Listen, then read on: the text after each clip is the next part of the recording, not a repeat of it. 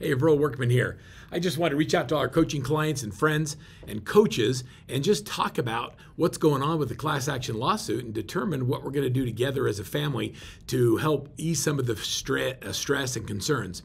You know, with all the fears and concerns that are caused by the National Association of Realtors commission settlement, we as leaders have been challenged to act quickly, to lead our teams and our communities through this uncertainty, and to be a beacon to our clients and this all the industry needs that are out there. So all you have to do is read the news or turn on the TV, and you're going to hear lots of despair and negative sensationalism because, well, frankly, this is what you get when you want your eyes on stories. But don't let this despair and this negativity make you believe, even for a single second, that what you're reading is, really true. We all know that there is a lot of uncertainty in the industry regarding the coming changes. Within the industry uncertainty, there's also massive opportunity on many fronts for those of us who can actually see it. The way I look at it is you now have this opportunity to show your team that you are the leader that they joined for. And we now have this opportunity to create all this amazing new content and share our thoughts on social media and other places, really anywhere that people will listen. And we can really focus and educate our communities on the options that they may not be able to see on their own with all this negative publicity. We now have this opportunity to make some new connections with agents who are currently with other teams and brokerages in our areas who really might need our advice and some solid training to effectively deal with prospects and with clients who are sitting on the sidelines not ready to engage. So as leaders, we now have this really cool opportunity to teach our buyers agents how to negotiate their own rate instead of their rate being determined by somebody else, like the seller or the listing agent. Team leaders have this cool opportunity to teach their agents how to get their buyer agreements signed. And they need to do it at the beginning of the process now because it's required as part of the settlement. Let me just share with you 4 or 5 things that we think you need to know about the settlement. These are just things that everybody should be aware of. Number 1, the National Association of Realtors settled this class action lawsuit by agreeing to pay $418 million into the settlement fund. Offering compensation to a buyer's agent through the MLS going forward is going to be prohibited. All buyers will be required to sign a buyer-broker agreement before beginning to work with a buyer's broker. And number 4, many brokerages and MLSs are covered by the settlement and many are not. And then 5, and this is important, that these changes will go into effect July of 2024, provided that the settlement is approved. Now I'm going to give you some other ideas. I'm going to give you 14 or 15 ideas or thoughts that will hopefully get you thinking about doing things a little different in the future. None of these thoughts or ideas have been vetted by an attorney. I want you to know that we're just wanting you to think about how things might be done. So let's start with the display of compensation for a buyer broker is prohibited on the MLS. And so just know that we're not going to be able to do that. So it needs to be avoided anywhere on the listing. Number 2, offers of compensation can be displayed in places other than the MLS. So what's the creative ways we can do that? Possibly through a portal or through a scheduled showing service.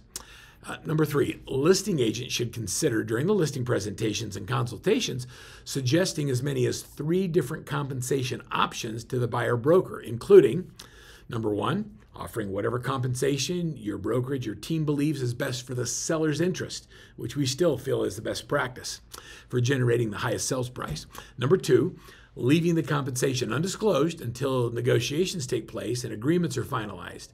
Now you can do this, but it's going to cause some confusion and some hesitation on the part of the buyers and their agents. Or the third option is offering no compensation for buyer brokers, which will result in a decreased pool of buyers and their ability to include that home in their list of possibilities because of the lack of funds they have available to them to pay their agent. Number 4, when an offer of buyer broker compensation isn't made by the seller or the listing broker, or when the amount of compensation is offered is less than the amount agreed on by the buyer brokerage agreement, then the buyer may be responsible for paying that portion or all of the buyer broker compensation, and it's okay because it was signed in the buyer agreement. When the compensation outlined in a buyer broker agreement is less than what is offered by the seller, then the payment to the buyer's broker could be controlled by the buyer brokerage agreement, not the seller's offer, if that makes sense. Next, it might be possible to include a buyer broker compensation in the seller's contribution toward the buyer closing costs, as long as it fits within the lender guidelines.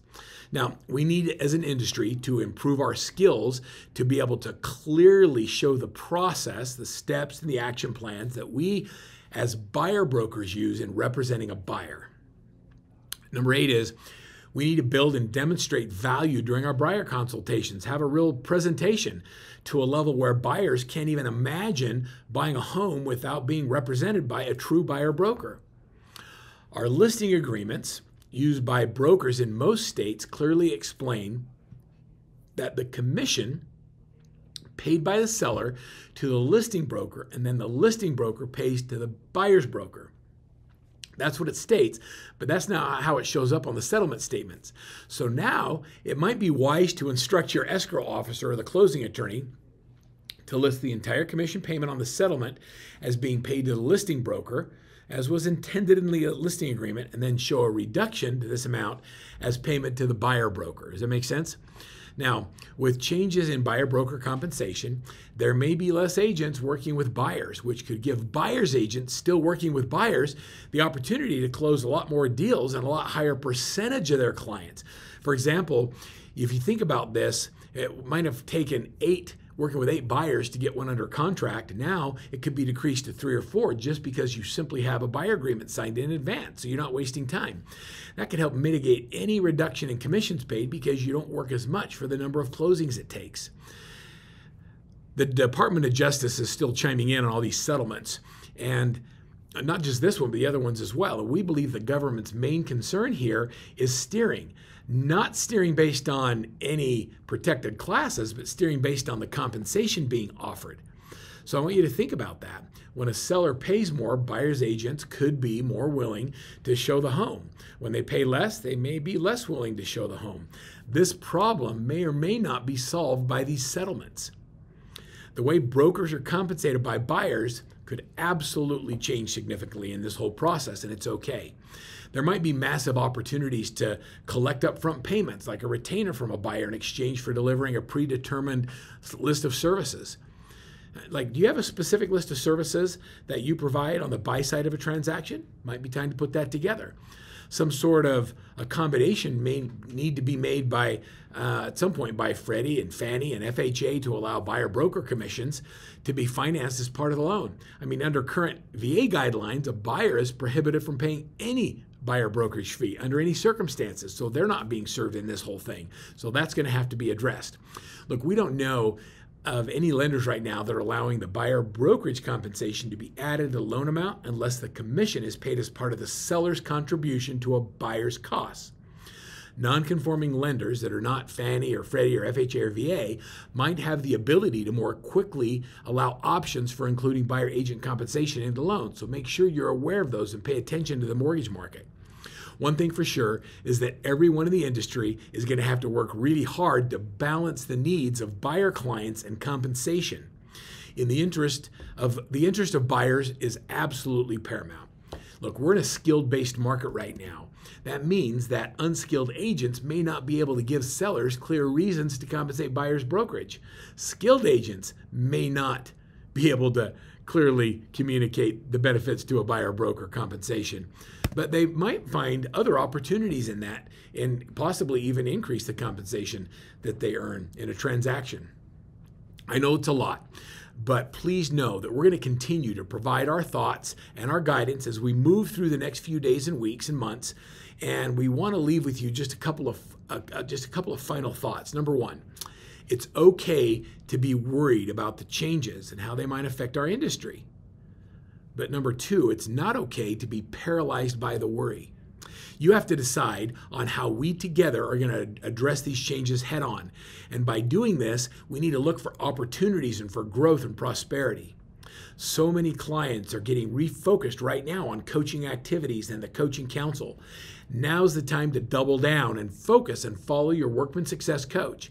If you're not in coaching, now's not the time to be in the game without an all-star coach guiding you through these massive industry changes.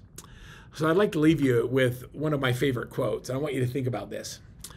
I've learned that fear limits you and your vision. It serves as blinders to what may be just a few steps down the road for you. The journey is valuable, but believing in your talents, your abilities, and your self-worth can empower you to walk down an even brighter path, transforming fear into freedom. Now, how great is that? Are you ready for some freedom? That's by Soledad O'Brien. I want everybody to buckle up, stay tuned. Workbuddy is going to continue to give you tools, training, and trade secrets to help you navigate through these massive changes.